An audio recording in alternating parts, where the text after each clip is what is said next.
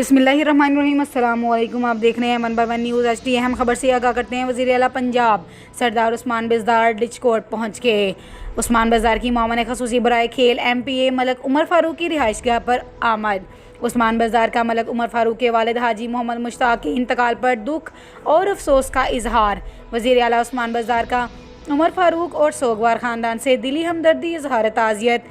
वज़ीर आला उस्मान बिज़दार ने मलक मुश्ताक अहमद मरहूम के रूह के इसाले सवाब के लिए फातिहा ख़्वानी की। उस्मान बिज़दार की सोगवार ख़ानदान के लिए सब्र जमील की दुआ। आपका कहना था कि आपके वालिद के इंतकाल पर दिली दुख हुआ है।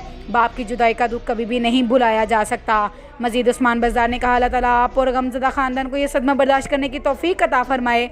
अल्लाह ताला मरहूम की रूह को जवार रहमत में जगह दे। सूबाई वज़ीर हाफ़िज़ मुमताज़ अहमद, रुकन पंजाब असम्बली राना शहबाज अहमद और मुतल्लिका हकाम भी इस मौके पर मौजूद थे। मज़ीद वीडियो के लिए देखते रहिएगा हमारा channel one by one news HD।